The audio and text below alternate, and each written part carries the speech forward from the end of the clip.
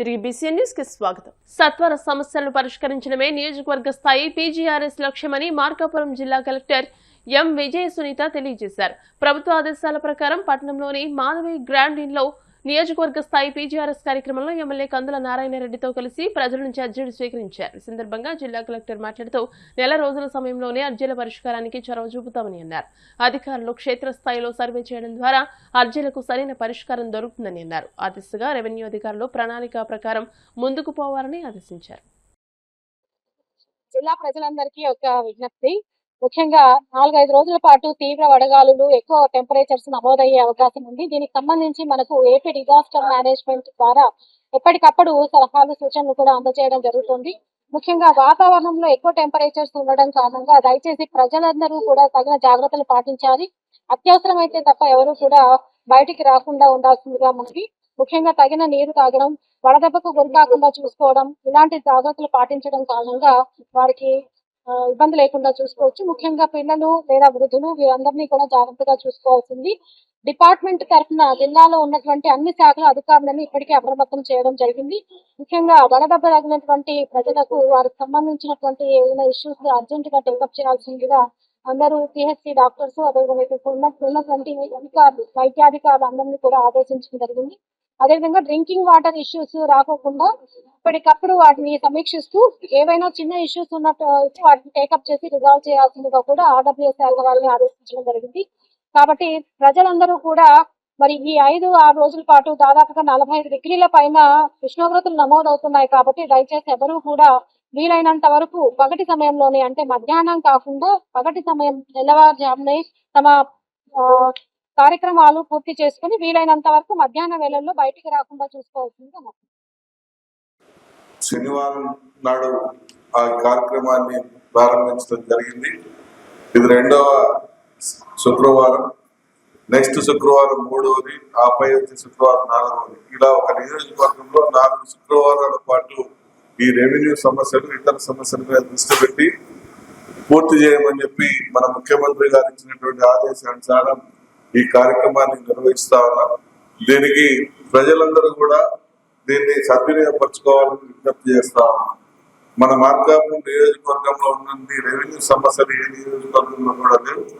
గతంలో ఈ నియోజకవర్గంలో 14 మంది విఆర్ఓలు, 2 ఆర్ఐలు, ఎంఆర్ఓ సస్పెండ్ అయ్యి ఎన్ని దుర్మార్గాలకు తావు ఇబ్బంది చేసి, ఎన్ని దుర్మార్గాలు చేశారు, ఎన్ని రకాల అరాచకాలు చేశారో ఇంతకన్నా నిదర్శనం లేదు.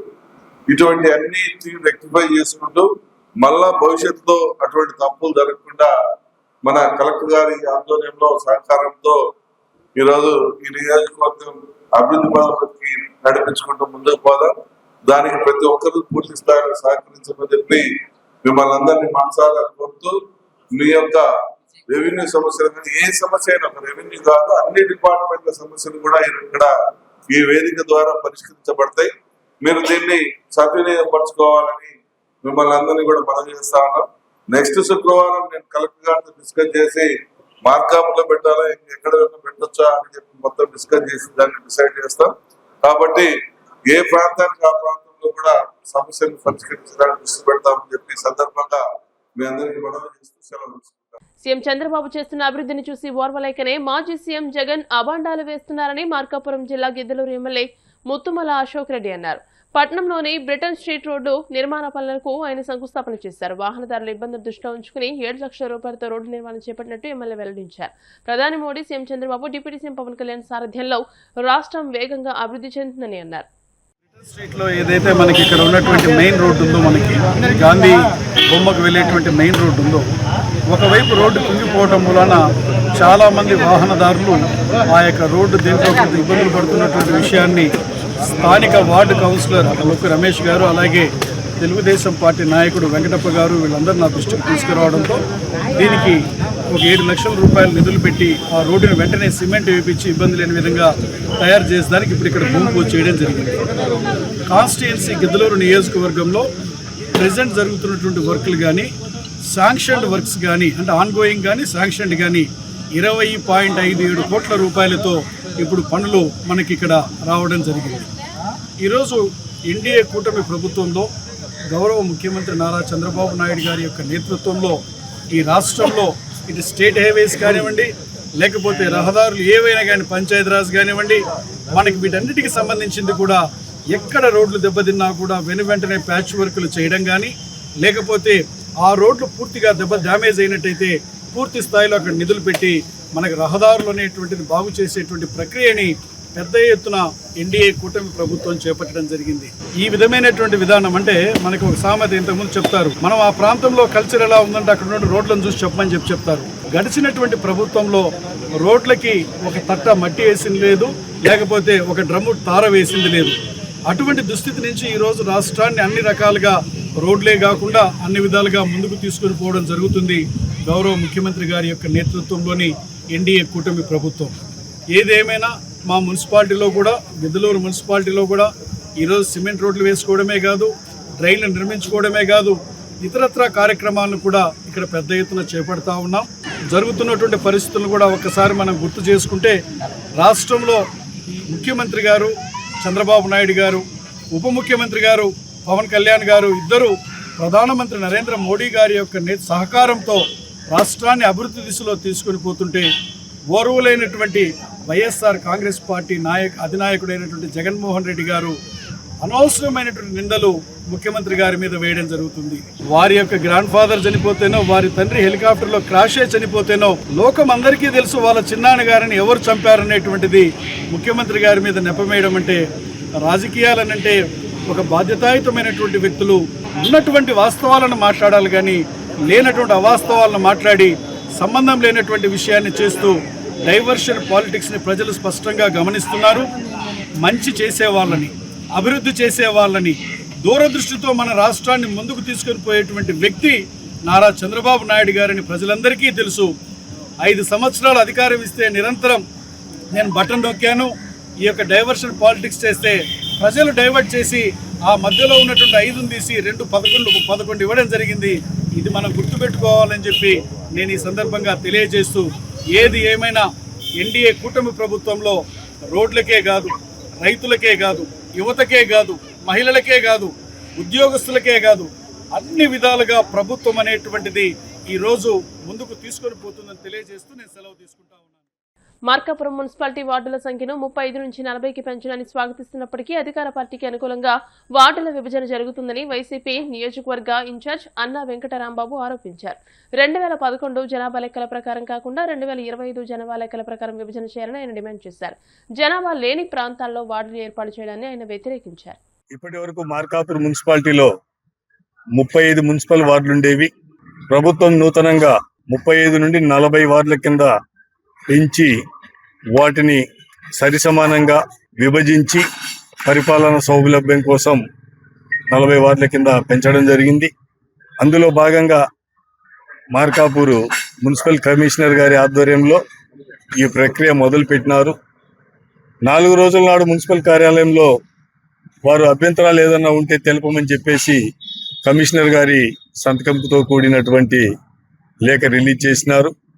దాన్ని పరిశీలించగా అందులో ప్రతి పౌరుడికి అర్థమైన విషయాలు ఏమంటే, ఇది శాస్త్రోక్తంగా చేయలేదు, ప్రభుత్వ నిబంధనల ప్రకారం కానీ లేదా ఎంఎండ్యుడి కమిషనర్ మున్సిపల్ అడ్మినిస్ట్రేషన్ వారు ఇచ్చినటువంటి రూల్స్ ఆధారంగా కానీ చేసినట్లుగా కనిపించడం లేదు అని చెప్పేసి ప్రజలు, అలాగే వైఎస్ఆర్ కాంగ్రెస్ పార్టీకి చెందినటువంటి నాయకులు మా దృష్టికి తీసుకురావడం జరిగింది.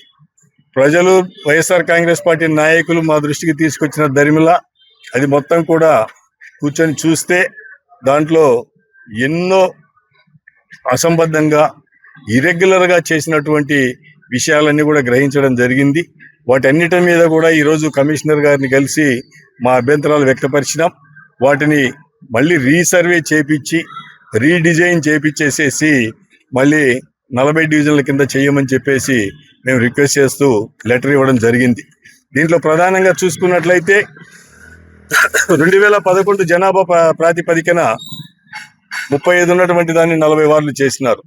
2011 జనాభా ప్రాతిపదికన కానీ లేదా 2025 సంవత్సరంలో పూర్తయినటువంటి ఓటర్ లిస్ట్ ప్రకారం కానీ అన్ని వార్డులు సమానంగా 40 వార్డులు విభజించమని చెప్పేసి మేము డిమాండ్ చేస్తూ ఉన్నాం. వారు విభజించిన పరిస్థితి చూసినట్లయితే ఎట్లా ఉన్నింది అంటే, ఒకటో వార్డు 35 వార్డులు ఉన్నప్పుడు పరిస్థితి ప్రకారం చూసినట్లయితే 1వ వార్డు నుండి 19వ వార్డు వరకు అంటే 19 వార్డుల పరిధిలో కేవలం ఒక్క వార్డును మాత్రమే పెంచడం జరిగింది. 20వ వార్డు నుండి 30వ వార్డు అంటే 11 వార్డుల పరిధిలో ఒకటి పెంచినారు. మిగిలినటువంటి 3 ఎక్కడ పెంచినారయ్యా అంటే 5 ఉన్నటువంటి ప్రాంతంలో పెంచినారు. 5 ఉన్నటువంటి ప్రాంతం ఏమన్నా ప్రకాశం మార్కాపురం జిల్లా ఏర్పడ్డ తర్వాత ఇబ్బడి ముబ్బడిగా ప్రజలందరూ వచ్చి ఆడకి నివాసాలు ఏర్పాటు చేసుకుని ఆడేమన్నా ఉన్నారా అంటే అది కూడా వాస్తవం కాదు. గతంలో అన్ని చోట్ల ఎట్లయితే జనాభా పెరుగుతునిందో అదే దామోష ప్రకారం ఆ ప్రాంతంలో కూడా పెరగడం జరిగింది. కానీ ఈ అధికారులు చేసినటువంటి దాన్ని గమనించినట్లయితే కొందరు రాజకీయ నాయకులకు కొన్ని రాజకీయ పార్టీలకు ప్రయోజనం చేకూర్చడానికి చేసినారు అనేటువంటి భావన పూర్తి స్థాయిలో కలుగుతా ఉన్నింది. సామాన్యులకు వైఎస్ఆర్ కాంగ్రెస్ పార్టీ నాయకులకు అందులో నేను కూడా అదే భావిస్తా ఉన్నా, అందరికి కూడా అదే అనిపిస్తా ఉన్నింది. కాబట్టి వారు ఇచ్చినటువంటి డోర్ నంబర్లు సరిగా ఇవ్వలేదు, హద్దులు సరిగా ఇవ్వలేదు, అందులో ఏ ఏ ప్రాంతాలు ఇమ్మడిపించి ఉన్నాయో అది ఇవ్వలేదు. ఒక గతంలో ఉన్నటువంటి 35 వార్డులలో కొంత ఏరియాను తీసినట్లయితే తీసిన ప్రాంతం ఎక్కడ కలిపినారో ఇవ్వలేదు. ఏ వార్డు ఎన్ని ఓట్లతో లేదా ఎంత జనాభాతో కూడుకొని ఉన్నిందో వివరంగా చెప్పలేదు ప్రజలకు.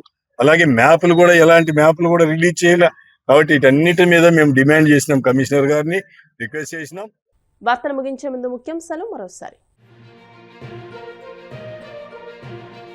కడప జిల్లాలో ప్రకృతి వ్యవసాయ కేంద్రాన్ని సందర్శించిన మంత్రి నారా లోకేష్ రసాయన ఎరువులు వీడి సేంద్రియ సాగు వైపు రావాలని రైతులకు పిలుపు. కూటమి ప్రభుత్వ హయాంలో మహిళలకు రక్షణ కరువైందన్న వైసీపీ ఎమ్మెల్సీ వరదు కళ్యాణి. శాంతి భద్రతలు కాపాడడంలో ప్రభుత్వం పూర్తిగా విఫలమైందని ధ్వజం.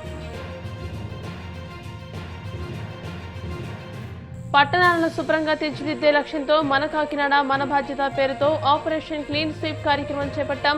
జిల్లా కలెక్టర్ హరీంద్ర ప్రసాద్ వెల్లడి. మార్కాపురం పట్టణంలో నియోజకవర్గ స్థాయి పీజీఆర్ఎస్ కార్యక్రమం. ప్రజల నుంచి అర్జీలు స్వీకరించిన జిల్లా కలెక్టర్ విజయ సునీత, ఎమ్మెల్యే నారాయణ రెడ్డి. ఈ వార్తలు ఇంతటితో సమాప్తం. మరిన్ని వార్తల కోసం BCN digital YouTube channel, Facebook page ని ఫాలో అవ్వండి. అప్డేటెడ్ వార్తల కోసం ప్లీజ్ సబ్స్క్రైబ్.